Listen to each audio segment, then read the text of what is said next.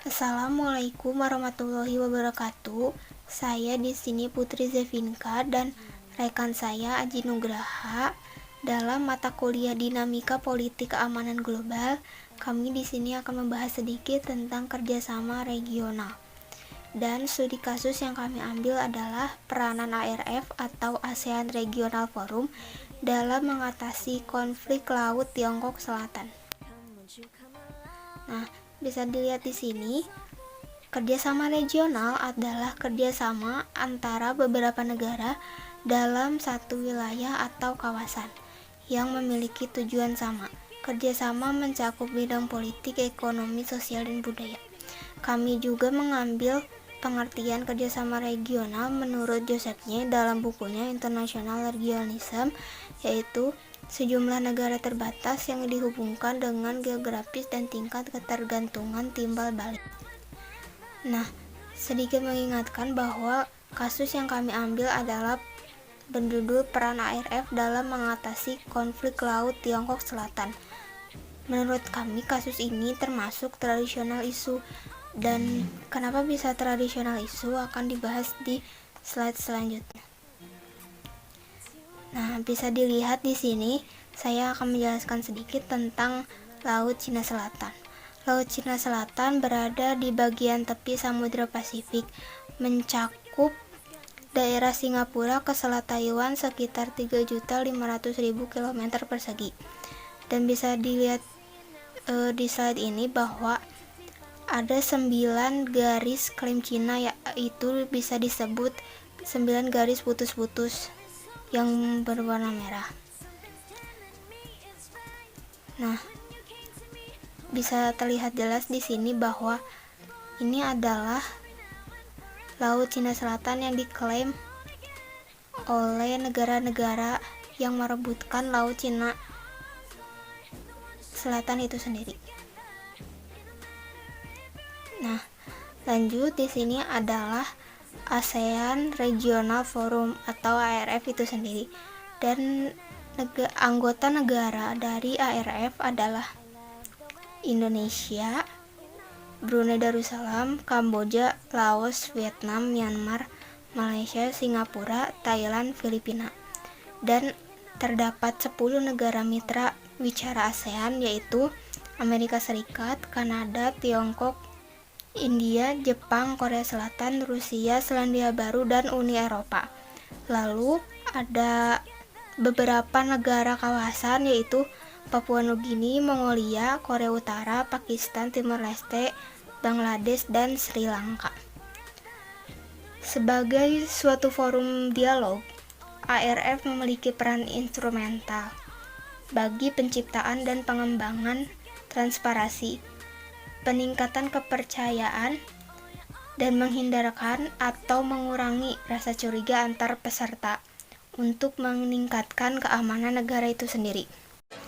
Bismillahirrahmanirrahim. Dengan saya Aji Nugraha sebagai pemateri kedua akan menyampaikan materi selanjutnya. Sejarah konflik Laut Cina Selatan sudah terjadi berabad-abad. Namun ketegangan baru muncul akhir-akhir ini dan memicu kekhawatiran akan menjadi daerah sengketa yang berdampak global. Sengketa ini terkait kedaulatan atas wilayah Laut Paracel dan Spratly, dua kepulauan yang diklaim seluruhnya atau sebagian oleh sejumlah negara. Bersamaan dengan pulau-pulau tersebut, ada puluhan singkapan berbatu, atol, gumuk, pasir, dan karang, seperti Scarborough Shoal, yang tidak berpenghuni. Cina mengklaim bagian terbesar dari wilayah-wilayah yang didefinisikan oleh garis 19 yang membentang ratusan mil ke selatan dari timur dari provinsi paling selatan mereka, Hainan. Beijing mengatakan haknya berdasarkan sejarah 1888 tahun lalu, di mana rantai kepulauan Paracel dan Spratly dianggap sebagai bagian integral dari bangsa Cina. Pada tahun 1947, saat itu Cina mengeluarkan peta untuk merinci klaim tersebut. Peta ini menunjukkan dua kelompok pulau tersebut jatuh sepenuhnya dalam wilayahnya. Klaim tersebut mengacu jika Taiwan dianggap sebagai bagian dari Republik Rakyat Cina. Vietnam yang turut serta dalam konflik ini mengatakan Cina tidak pernah mengklaim kedaulatan atau pulau-pulau sebelum tahun 1940-an. Vietnam mengatakan telah aktif memerintah di Paracel dan Spratly sejak abad ke-17 dan memiliki dokumen untuk membuktikannya. Penuntut utama lain di wilayah ini adalah Filipina yang menggunakan kedekatan geografis dengan Kepulauan Spratly sebagai dasar utama klaim untuk bagian dari pengelompokan. Filipina dan Cina saling mengklaim Scarborough Shoal, dikenal sebagai Pulau Huangyan di Cina. Malaysia dan Brunei juga mengklaim adanya wilayah di Laut Cina Selatan yang jatuh dalam zona ekonomi eksklusif mereka. Seperti yang didefinisikan oleh UNCLOS, Brunei tidak mengklaim salah satu pulau yang disengketakan, namun Malaysia mengklaim sejumlah kecil pulau di Spratly. ASEAN sebagai organisasi regional Asia Tenggara tentu berupaya meredam ketegangan konflik Laut Cina Selatan antara negara yang bersangkutan, yakni dengan diplomasi preventif, untuk menghindari negara anggotanya dari segala bentuk ancaman yang dapat merusak stabilitas keamanan kawasan Asia Tenggara. Dalam hal ini, ARF sebagai forum kerjasama keamanan intra-regional di kawasan ini terkait sengketa atas pengklaimannya Cina semakin memperkuat pendiriannya saat diundang oleh ARF dalam pertemuan keempat di Kamboja. Respon Cina terhadap ARF yang positif, tetapi tidak halnya dengan duduk bersama dalam menangani konflik sengketa, di mana Cina menyatakan menentang langkah ARF, terutama mekanisme diplomasi pencegahan, dikarenakan upaya tersebut melibatkan campur tangan luar. Perspektif Cina yang diasumsikannya adalah upaya pihak lain untuk membawa isu sengketa tersebut ke komunitas global yang memungkinkan bisa mempengaruhi kedaulatan Cina. Ekspresi geopolitik Cina terkait Laut Cina Selatan terlihat dengan kebijakan Cina yang dibawa dalam ASEAN Regional Forum. Salah satunya menyetujui the Declaration of the Conduct of Parties in the South China Sea pada tahun 2002. DOC diratifikasi oleh Cina dan negara anggota ASEAN yang terlibat.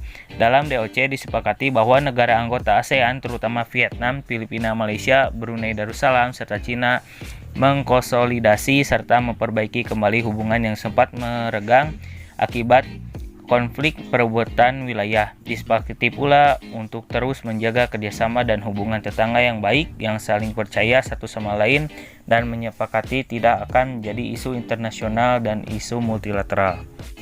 DOC ini dinilai tidak berhasil dalam meredam konflik Laut Cina Selatan, terbukti dalam misinya untuk saling percaya di antara pihak yang berkonflik dan untuk mencegah permasalahan menjadi berkembang lebih jauh dikatakan tidak berhasil. DOC menjadi dasar penyusunan dokumen Code of Conduct (COC). Hal ini juga menjadi dasar implementasi penyelesaian konflik Laut Cina Selatan. Meskipun belum berjalan secara optimal dan efektif, dalam konflik tersebut selalu menjadi pembahasan dalam tiap konferensi tingkat tinggi ASEAN. Dalam KTT ASEAN di Kamboja ke-20 pada tahun 2012, ASEAN dinilai gagal dalam mencapai satu suara dalam penyelesaian konflik kawasan tersebut dan membelah sikap negara-negara anggota ASEAN. KTT ini juga dianggap sebagai kegagalan pertama ASEAN selama 45 tahun dalam menyelesaikan konflik. Terbelahnya sikap negara-negara anggota ASEAN juga membuktikan semakin kuatnya pengaruh Cina kepada sejumlah anggota ASEAN yang tidak terlibat sengketa. Kesadaran negara-negara ASEAN bahwa perbedaan persepsi inilah yang berlarut-larut akan melemahkan posisi dan memperburuk citra ASEAN. Perbedaan ini telah menimbulkan spekulasi Cina dengan ekspresi geopolitiknya telah berhasil mengaruhi chairman ASEAN pun. Sudah saatnya ASEAN merekonstruksi bangunan rejim keamanannya APSC melalui ARF dengan optimalisasi keseragaman perspektif untuk memenuhi kapabilitas kebijakan yang diharapkan dapat menyeimbangkan bargaining position dan balance of interest dengan Cina. Mungkin cukup sekian yang bisa kami sampaikan. Mohon maaf apabila banyak kesalahan.